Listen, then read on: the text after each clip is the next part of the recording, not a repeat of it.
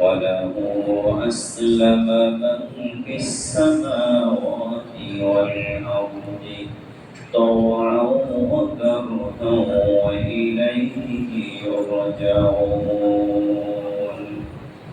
ومن يبتغ غير الإسلام دينا فلن يقبل منه وهو في الآخرة من الخاسرين وقال رسول الله صلى الله عليه وسلم من تشبه بقوم فهو منهم أو كما قال عليه الصلاة والسلام وقال تعالى في شان حبيبه عامرا ومخبرا إن الله وملائكته يصلون على النبي يا أيها الذين آمنوا صلوا عليه وسلموا تسليما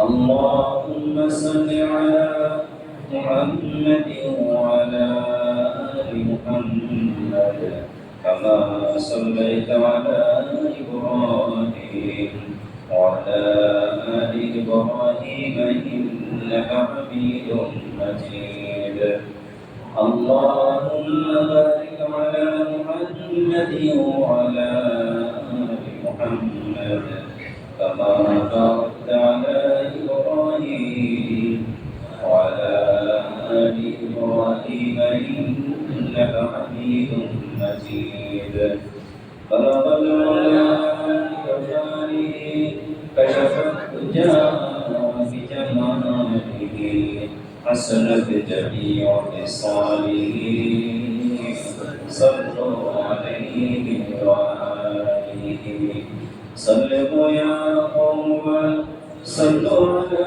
صدر الأمين مصطفى ما جاء إلا رحمة للعالمين মুআজ্জাজ মুহতারাম সম্মানিত মুসল্লিয়ান কিরাম সর্বপ্রথমে আল্লাহ রাব্বুল আলামিনের শুকরিয়া আদায় করি যিনি আমাদেরকে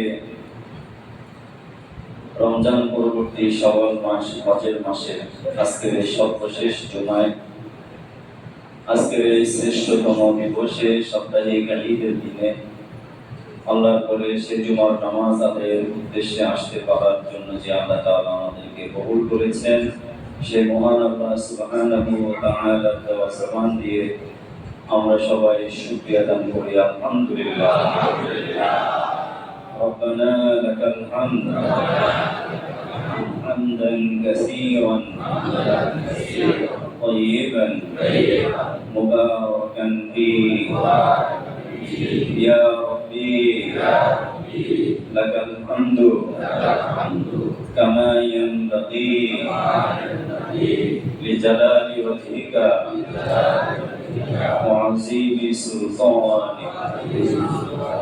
প্রশংসা করলাম কার সর্ব অবস্থায় সকল প্রশংসার একমাত্র মালিককে সাথে সাথে আমরা আমাদের প্রিয় নবী জনাব রাসূলুল্লাহ সাল্লাল্লাহু আলাইহি ওয়াসাল্লামের উপরে অন্তরের অন্তঃস্থল থেকে ভক্তি সহকারে পড়ে নিচ্ছি সাল্লাল্লাহু আলাইহি ওয়াসাল্লাম আল্লাহ তাআলা যেন আমাদের দরুদ সালাম আমাদের প্রিয় নবী জনাব রাসূলুল্লাহ সাল্লাল্লাহু আলাইহি ওয়াসাল্লামের পাক রওজা মুবারকে পৌঁছিয়ে দেন সবাই বলি আমিন সম্মানিত মুসলিম কিরাম আমরা এমন একটি মাস অতিক্রম করছি যে মাসটি হজের মাস এবং এই মাস থেকেই আগামী 18 তারিখ বা 19 তারিখে সম্ভবত প্রথম ফ্লাইট হজ যাত্রীরা আল্লাহর ঘরের মেহমান হিসাবে রওনা দিবেন সারা বিশ্ব থেকে আল্লাহর ঘরের দিকে যাওয়ার জন্য আল্লাহর মেহমানরা প্রস্তুতি নিচ্ছেন তো হজের মাসে হজের আলোচনায় আমরা করব ইনশাআল্লাহ তার আগে আমরা একটি বিষয় খুবই গুরুত্বপূর্ণ একটি বিষয় জানি আমরা যে ইসলাম ধর্ম পালন করি এটি নিছক কোনো ধর্ম নয়, এটি হলো জীবন বিধান, কোড অফ লাইফ। জীবনের জন্ম থেকে মৃত্যু পর্যন্ত সর্বক্ষেত্রে ইসলামের সামগ্রিক রূপরেখা এবং জীবনধারা আছে। আছে কি আছে? এই সামগ্রিক জীবনধারা বা রূপরেখা, যেমন আমাদের চালচলন, আমাদের পোশাক আশাক, আমাদের খাদ্য অভ্যাস, আমাদের পরিবার, আমাদের সমাজ, জীবনের সর্বক্ষেত্রে ইসলামকে অনুসরণ করা এবং ইসলামী জীবনধারাকেই আরবিতে সাকাফাত বলা হয়, যেটি ইংরেজিতে কালচার বলা হয় এবং বাংলাতে আমরা বলি সংস্কৃতি। তো ইসলামী সংস্কৃতি এবং অন ইসলামী সংস্কৃতি, এই দুটোর মধ্যে আমরা অনেকে পার্থক্য করতে ভুলে যাই। আমরা মনে করি যে ইসলামী সংস্কৃতি মানেই হলো জুমার দিন সুন্দর জামা কাপড় পরে মসজিদে আসবো, নামাজ পড়বো, অন্য সময় মসজিদে এসে নামাজ আদায় করবো, এরপরে আমার আপনার খাদ্য অভ্যাস, পরিবার, সমাজ সবকিছু আমার ইচ্ছা মতো পরিচালিত হবে। এটার নাম ইসলামী জীবনধারা নয়। এজন্য আমাদের প্রিয় নবী জনাব রাসূলুল্লাহ সাল্লাল্লাহু আলাইহি ওয়াসাল্লাম মাক্কি জীবনে মানুষের উপরে যে মেহনতটা করেছেন, তিনি যে পরিশ্রম করেছেন, সারা দিন দিনের দাওয়াত দিয়ে মানুষের ভিতরটা পরিবর্তন করার চেষ্টা করেছেন। ঠিক কিনা বলেন?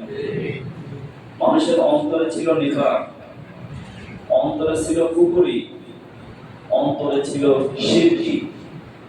এই নিফাকি, কুফরি এবং শিরকিয়াতের অন্ধকার দূর করার জন্য পূর্বের যত কৃষ্টি কালচার রয়েছে তাদের, যেমন মূর্তি পূজা, যে কোনো জড় পদার্থের সামনে মাথা নত করা, অথবা অন্য কোনো শক্তিকে উৎস মনে করা, নিজের বাক্য নিয়ন্ত্রক মনে করা, এই ধরনের যত কুসংস্কার এবং যত কুফরি শিরকিয়াতের অন্ধকার তাদের মাঝে ছিল, নবীজি সাল্লাল্লাহু আলাইহি ওয়াসাল্লাম সকাল থেকে সন্ধ্যা পর্যন্ত, সন্ধ্যা থেকে সকাল পর্যন্ত কঠোর পরিশ্রমের মাধ্যমে এর আমল পরিবর্তন করে মানুষকে এটাই বুঝিয়েছেন, মানুষের জীবনধারা, মানুষের সার্বিক জীবন আচরণ, জীবনের প্রত্যেকটা ক্ষেত্রেই ইসলামের চমৎকার কিছু রূপরেখা রয়েছে, সেটাকে পালন করার নামই হলো পূর্ণাঙ্গ ইসলাম। ঠিক কিনা বলেন?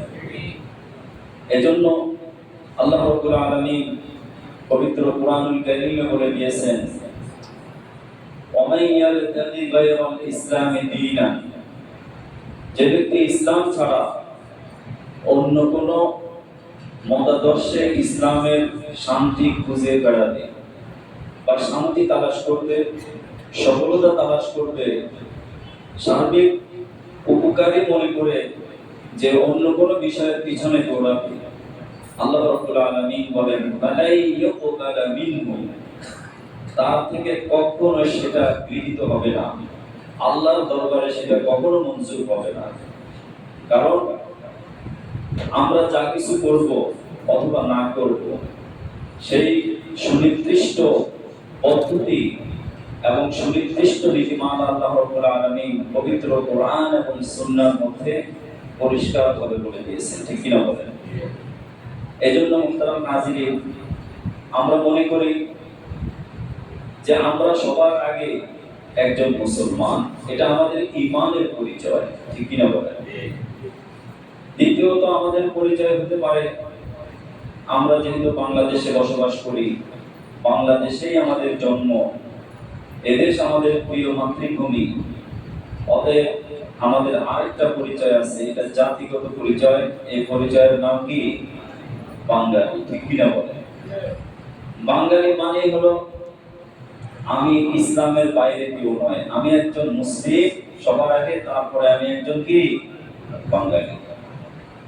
এখন বাঙালি আমি যে বলি, আমি যে বাংলাদেশি বলি, আমি মাঝে মধ্যে চিন্তা করি বা আমরা ভাবি, তাহলে বাঙালি হিসাবে বাংলাদেশি যে কৃষ্টি কালচার রয়েছে, যেগুলো সংস্কৃতি রয়েছে, সেগুলোকে আমাদেরকে ধারণ করতে হবে। সেগুলোকে যদি আমরা ধারণ না করতে পারি, তাহলে কালের পরিবর্তে অথবা সময়ের পরিবর্তনে আমাদের পরবর্তী প্রজন্ম সেটা বুঝবে না যে আমরা জাতি হিসাবে যে আমাদের নিজস্ব কিছু সংস্কৃতি রয়েছে, এগুলোকে তারা অনুধাবন করবে না।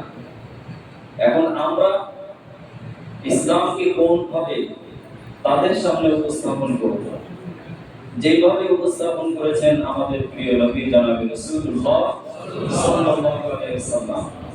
আমরা যদি অন্য কোনো পাশ্চাত্য অথবা অন্য কোনো বিধর্মীদের সংস্কৃতি লালন করে আমাদের প্রজন্মকে আমরা এটা বুঝাই যে এটাই আমাদের মুসলিম সংস্কৃতি, এই দিন আমাদেরকে এটাই করতে হবে, এইভাবে আমাদেরকে চলতে হবে, এইভাবে আমাদেরকে আজকে সাজতে হবে, তাহলে প্রজন্মের সাথে আমাদের প্রতারণা ছাড়া অন্য কিছু হবে না, ঠিক কিনা বলেন?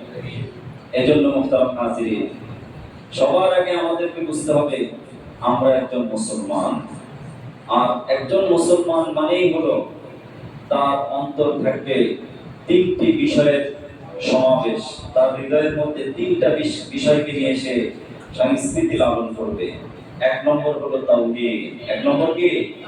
তাওহীদ। আর তাওহীদের মূল মন্ত্রটাই হলো কুল হুয়াল্লাহু আহাদ। যিনি আল্লাহ, তিনি কি? এক এবং একক। আল্লাহুস সামাদ, তার কোনো কি নেই, সমকক্ষ নেই। তিনি লাম ইয়ালিদ ওয়া লাম ইউলাদ, তিনি কাউকে জন্ম দেননি, কারো থেকে জন্ম নেননি। ওয়া লাম ইয়াকুল লাহু কুফুয়ান আহাদ, তার সমকক্ষ কেউ নেই। এই তাওহীদটা আমার আপনার হৃদয়ে যত বেশি আমরা জাগ্রত করতে পারবো, এটাই আমাদের সংস্কৃতির এক নম্বর কি থাকবে, মূলনীতি। দ্বিতীয় নম্বর হলো রিসালাত। রিসালাত বলা হয় যে আল্লাহ রাব্বুল আলামিন যুগে যুগে যত নবী রাসূল পাঠিয়েছেন, সমস্ত নবী রাসূলগণ তাদের দায়িত্ব ছিল দুটি। একটি হলো মানুষকে আল্লাহর পরিচয় করানো, আরেকটি হলো মানুষ যেন জাহান্নামের পথ থেকে জান্নাতের পথে পরিচালিত হতে পারে। এই দুটি পথেই সমস্ত নবী রাসূলগণ মেহনত করেছেন, ঠিক কিনা বলেন? এই নবী রাসূলদের যে রিসালাত, এই রিসালাত পুনর্থিত হয় রাসূলের আদর্শকে উপেক্ষা করে, রাসূল সাল্লাল্লাহু আলাইহি সাল্লামের আদর্শকে এভাবে অবজ্ঞা করে বা সেটাকে পাশ কাটিয়ে অন্য কোনো মতাদর্শকে লালন করার নামই হলো অপসংস্কৃতি, ঠিক কিনা বলেন? এজন্য সংস্কৃতি শব্দটাই আসছে সংস্কার থেকে, যা আমরা শুধু বারবার করি সংস্কার কমিশন। সংবিধান সংস্কার হবে, দেশ সংস্কার হবে। জুলাই যোদ্ধারা তাদের স্বপ্ন একটাই ছিল, দেশকে আমূল সংস্কার করে একটি বৈষম্যহীন এবং সুখী সমৃদ্ধ বাংলাদেশ উপহার দেওয়া। কিন্তু তাদের সেই স্বপ্ন কি আদৌ বাস্তবায়ন হয়েছে? হয়নি। এখনো তরুণ প্রজন্ম, ছাত্র জনতা, সচেতন দেশপ্রেমিক সবাই আশা করে এই দেশ একটি বৈষম্যহীন, সকল প্রকারের যত অনাচার আছে, অবিচার আছে, সকল অনাচার অবিচারকে দূর করে একটি ন্যায় নীতি নিষ্ঠ এবং সম্পূর্ণ ন্যায় বিচার ভিত্তিক একটি রাষ্ট্র সকল মানুষ এটা আশা করে, ঠিক কিনা বলেন? এটা আমরাও আশা করি। আল্লাহ রাব্বুল আলামিন যেন সেইভাবে আমাদেরকে বোঝার তৌফিক দান করলেন, বলি আমিন। তো রাসূল কারীম সাল্লাল্লাহু আলাইহি ওয়াসাল্লাম মাক্কি জীবনে তিনি যখন মানুষকে বুঝিয়েছেন কুল লা ইলাহা ইল্লাল্লাহ, যে তোমরা পড়ে নাও আল্লাহ ছাড়া কোনো মাবুদ নেই, এবং আল্লাহ ছাড়া কোনো মাবুদ নেই তার মানেই হলো তুমি যত কুসংস্কার এবং যত সংস্কৃতি লালন করো সেগুলো প্রকৃত মাবুদ নয়, সেগুলো তোমার সফলতার জন্য সহায়ক নয়, সেগুলো তোমাকে কোনো প্রকারের খাদ্য দিতে পারবে না, বাসস্থান দিতে পারবে না, তোমাকে শান্তি দিতে পারবে না, তোমাকে কল্যাণ দিতে পারবে না। কল্যাণ এবং শান্তি, বাসস্থান, খাদ্য সব কিছু দিতে পারেন যিনি, তিনি কে? একমাত্র আল্লাহ তাআলা। সেই কথাই বোঝানোর জন্য নবীজি সাল্লাল্লাহু আলাইহি সাল্লাম দীর্ঘ 10 থেকে 11 বছর মেহনত করেছেন। কিন্তু মক্কার লোকেরা, যাদের ভাগ্যে ঈমান নসিব হয়নি, তারা বলেছে মা ওয়াজাদনা আবাআনা, আমরা আমাদের বাপ দাদা থেকে যা কিছু পেয়েছি সেটাকে আমরা ছাড়তে পারবো না। আমার বাবা এই মূর্তির সামনে মাথা নত করত, আমার বাবা এই রীতি রেওয়াজ পালন করত, আমার বাবা এই সংস্কৃতি পালন করত, আমি সেটা থেকে এক চুলো নড়তে পারবো না। এখনো পর্যন্ত আমরাও এরকম অনেক মানুষ আছি, যদি আমাদের পূর্বপুরুষরা কোনো জাহালাতের মধ্যে থাকে, সেই জাহালাতটাকে আমরা জাহিলি হিসাবে মানি না, মনে করি যে আমার বাবা করেছেন, দাদা করেছেন, সেটা ইসলামের সমর্থন থাকুক অথবা না থাকুক, আমাকে সেটাই করতে হবে। এর নামই হলো সেই জাহিলি যুগের একেবারে জাহালাত, যেরকম ঠিক কিনা? এজন্য মুহতারাম হাজিরিন, তো ইসলামী সাকাফাতের সংস্কৃতির মূল নীতি 1 নম্বর হলো ঈমান, 1 নম্বর হলো তাওহীদ, দ্বিতীয় নম্বর কি? রিসালাত, তৃতীয় নম্বর হলো তাওহীদ এবং রিসালাতকে যে মেনে নিবে তার জন্য আরেকটা বিষয় অপরিহার্য হয়ে যাবে। সে দুনিয়ার জীবনকে সব সময় চূড়ান্ত জীবন মনে করবে না, সে ভাববে এই দুনিয়ার জীবন ক্ষণস্থায়ী, এখানে আমাকে নির্দিষ্ট সময়ের জন্য আল্লাহ রাব্বুল আলামিন পাঠিয়েছেন, এই সময় পার হয়ে গেলে দুনিয়াতে থাকার আর কোনো সুযোগ নাই। আছে? কোনো সুযোগ নেই, কেউই থাকতে পারে নাই, আমার বাবাও থাকতে পারে নাই, দাদাও থাকতে পারে নাই। আজ থেকে 50 থেকে 60-70 বছর আগে আমরা কেউ ছিলাম না, আবার 60-70 100 বছর পরে দুনিয়াতে কেউ থাকবো না।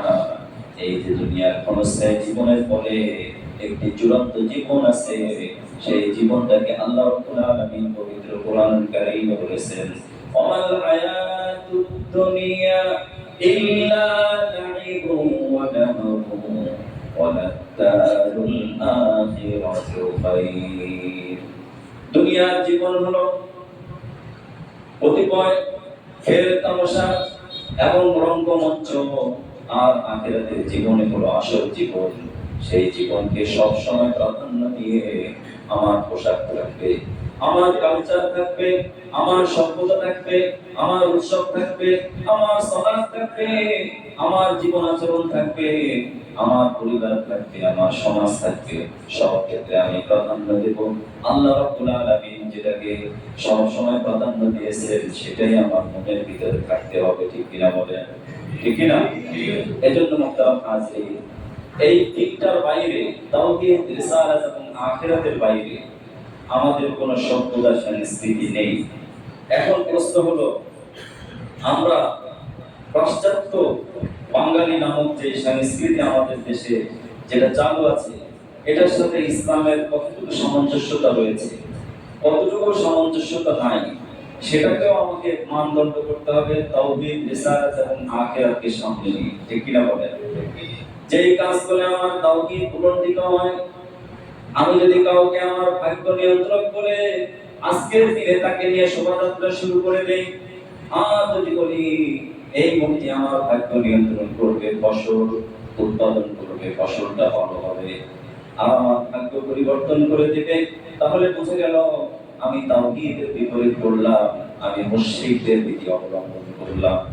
একটি দিনের জন্য আমি মুশরিক হয়ে গেলাম।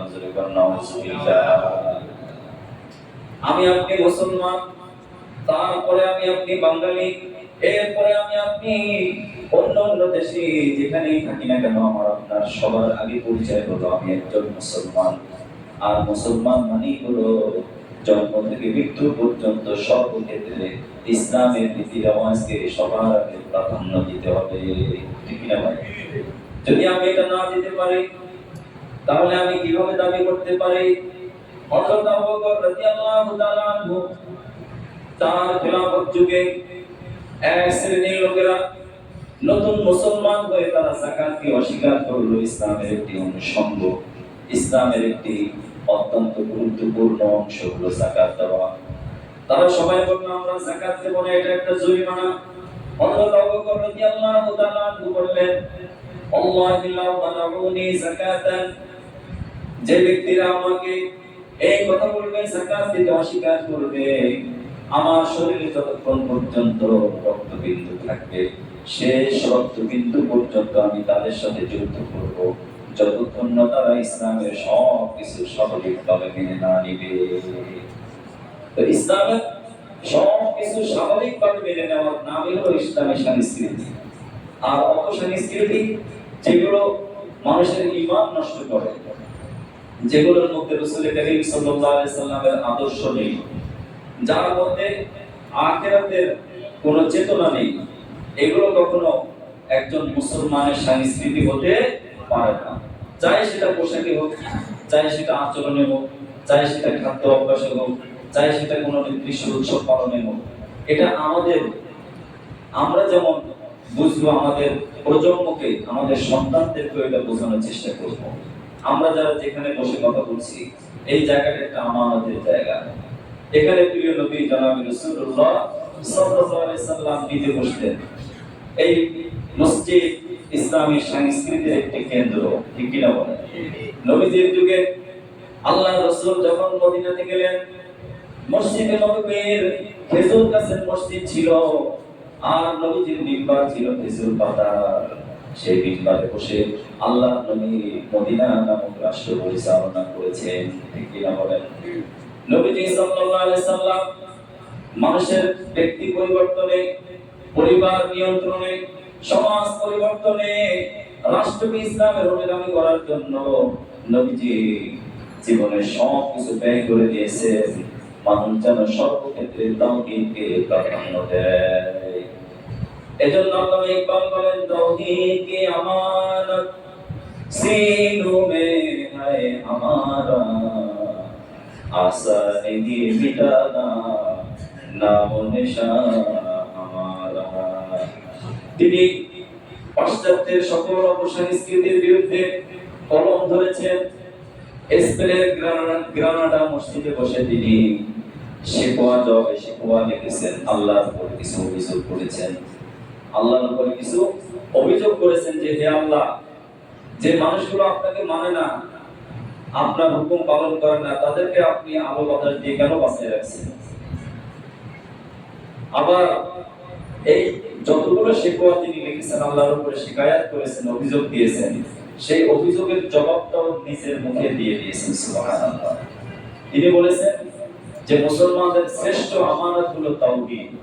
মুসলমানদের জীবনের সর্বশ্রেষ্ঠ আমানতের নাম কি? আরেকটু আসতে বলেন না, কি নাম?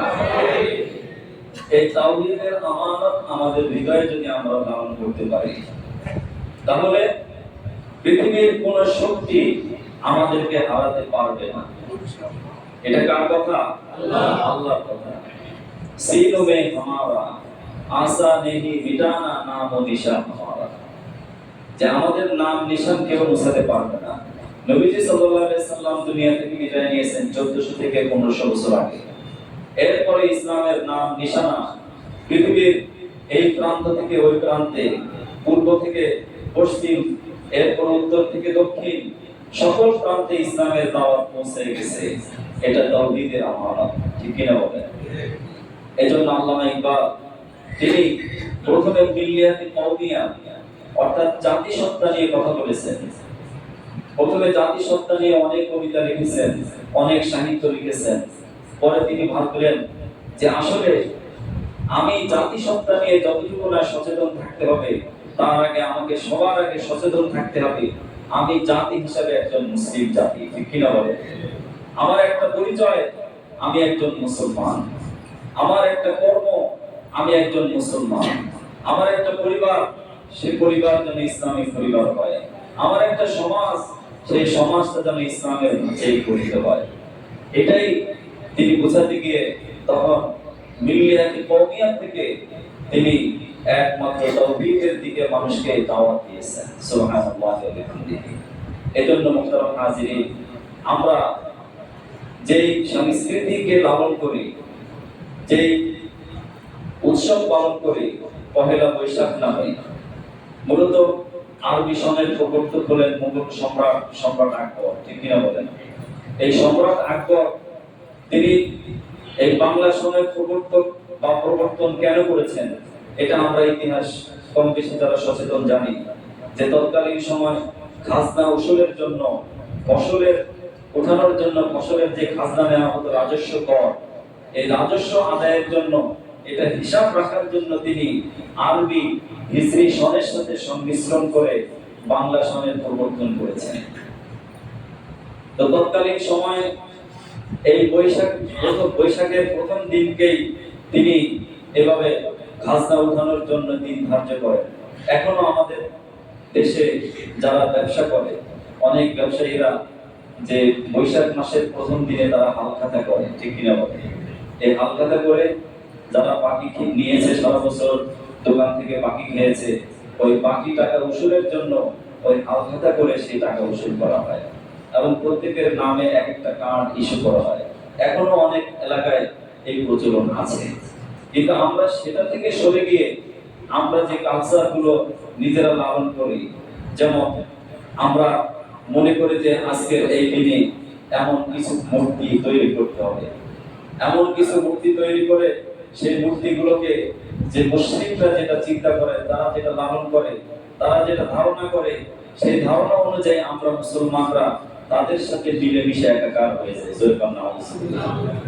তারা অনেকেই ধারণা করে যে একটা হাতির মূর্তি বানালে ওই হাতি দিয়ে যখন আমি হাঁটবো, ওই হাতির হাঁটার কারণে আমাদের থেকে সকল প্রকার বিপদ দূর হয়ে যাবে, এরপরে কল্যাণ সে নিয়ে আসবে। এরকম অপসংস্কৃতি থেকে মুসলমানদেরকে মুক্তির জন্য প্রিয় নবী জনাব রাসূলুল্লাহ সাল্লাল্লাহু আলাইহি সাল্লাম একদল সাহাবী তৈরি করেছেন। যে সাহাবাদের জীবনী দেখেন, তাদের ভিতরে বিনোদন ছিল, আনন্দ ছিল, তাদের মধ্যে একেবারে একঘেয়েমি ছিল না যে সারাদিন ঘরে বসে থাকবো, সারাদিন মসজিদে বসে থাকবো, সারাদিন শুধু পরিবারের সাথে সময় দিব, আমার কাজ নেই, কর্ম নেই, আমি অন্য অন্য কাজ করবো না। সাহাবাদের জীবনে এটা ছিল না।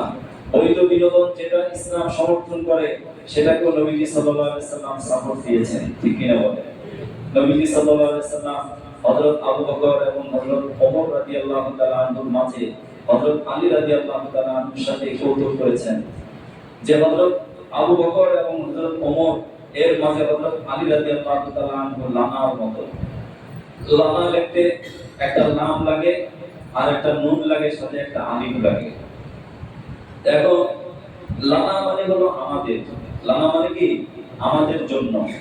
আর যদি হযরত আলী রাদিয়াল্লাহু তাআলা আনহু হযরত আবু বকর এবং ওমরের তুলনায় একটু খাটো ছিলেন,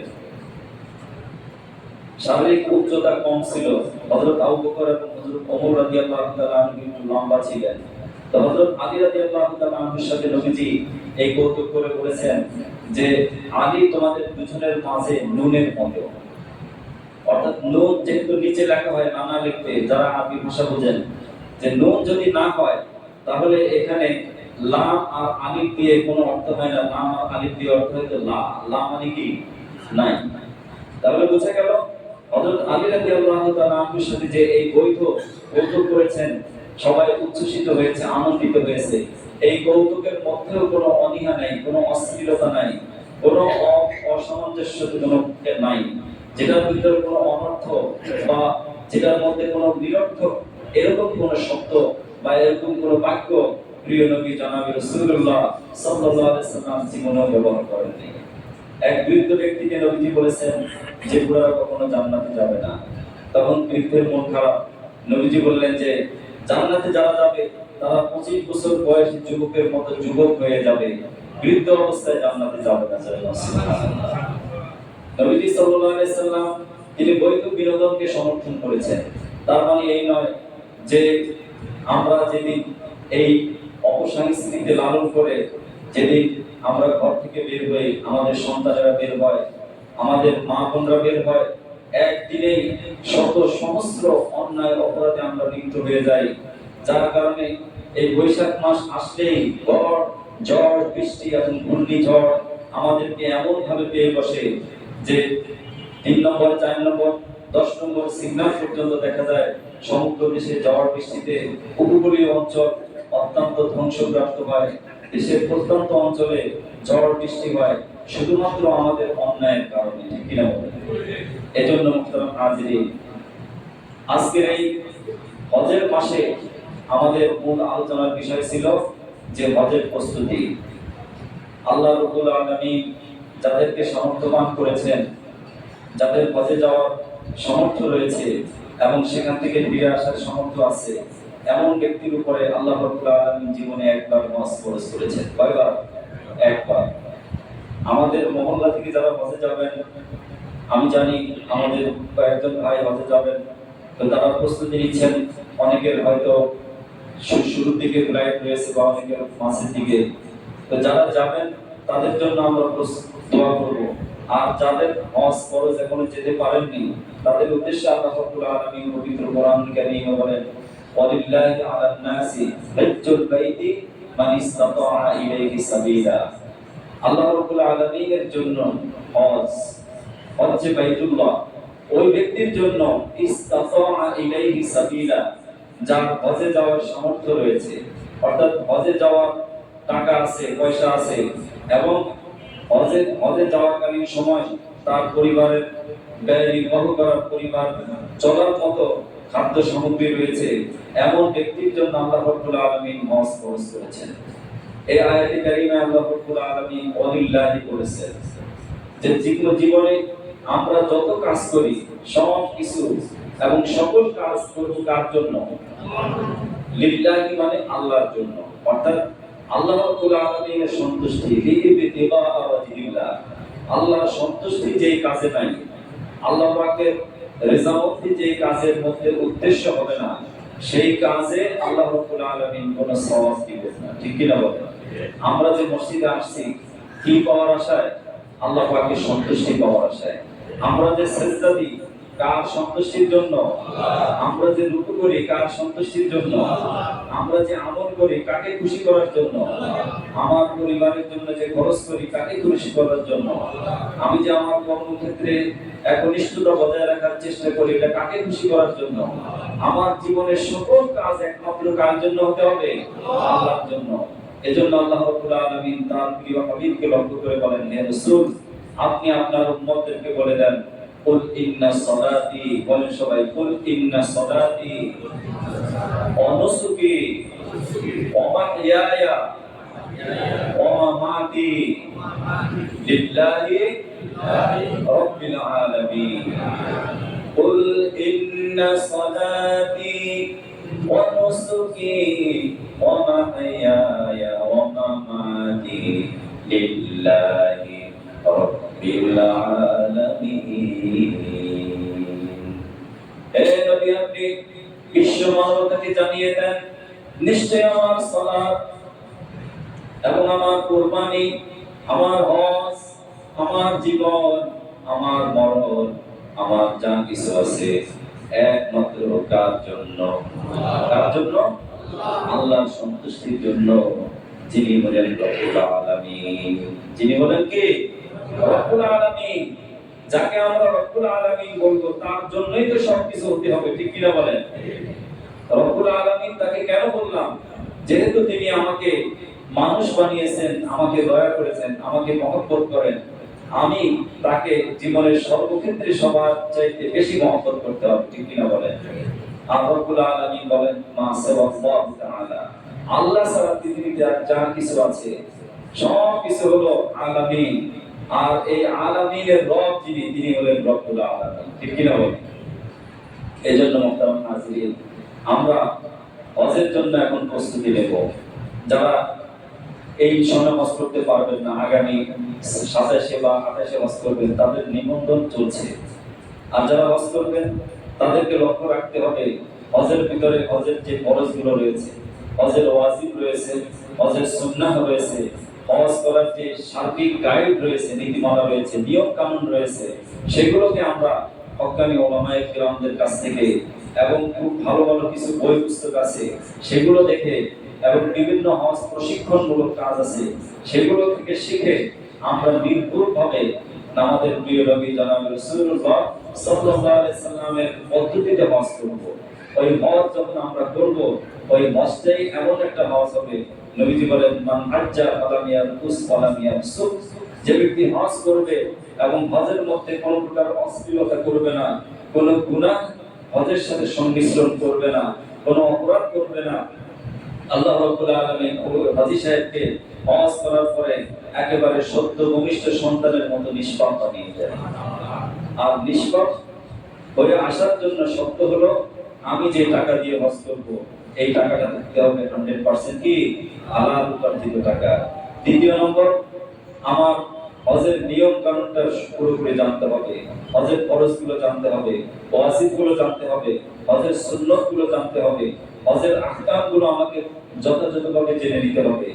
আর বিশেষ করে হজে যাওয়ার আগে শারীরিকভাবে প্রস্তুতি নেওয়ার জন্য যে সমস্ত নির্দেশনাগুলো রয়েছে, ডাক্তারি যে সমস্ত পরামর্শ রয়েছে, যাদের শারীরিক অসুস্থতা রয়েছে এই অসুস্থতাকে দূর করার জন্য নিয়মিত ওষুধ সেবন করা, নিয়মিত একটু শরীর চর্চা করা, সেখানে তো প্রচুর পরিমাণে হাঁটতে হবে এবং সময় মতো 5 ওয়াক্ত নামাজ বাইতুল্লাহে পড়তে হবে, তাওয়াফ করতে হবে, সাই করতে হবে এবং মিনা মুজদালিফা আরাফা অবস্থান করতে হবে। হজের নিয়ম কানুনগুলো আমরা যদি ভালোভাবে পালন করতে হয় তাহলে আমাদের শারীরিকভাবে সুস্থ থাকতে হবে, ঠিক কিনা বলেন? এজন্য হজ যাত্রীদের জন্য আমরা দোয়া করব, আল্লাহ রাব্বুল আলামিন যেন তাদেরকে শারীরিকভাবে সুস্থ রাখেন। জোরে বলেন আমিন। আমাদের বাংলাদেশের হজ মন্ত্রণালয়, হজ ব্যবস্থাপনায় যারা আছেন এবং হজের সার্বিক ব্যবস্থাপনায় যারা আছেন তারা যেন আমানতের সাথে সুন্দরভাবে হাজীদের সেবা করতে পারেন। জোরে বলেন আমিন।